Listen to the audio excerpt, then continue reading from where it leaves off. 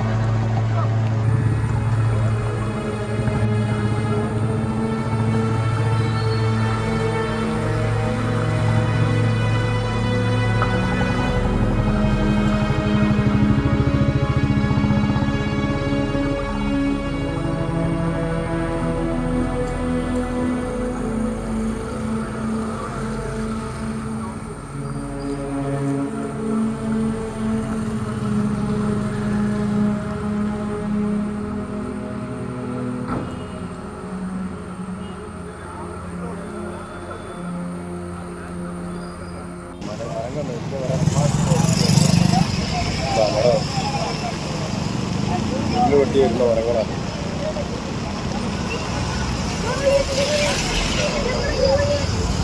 നല്ല മരങ്ങള്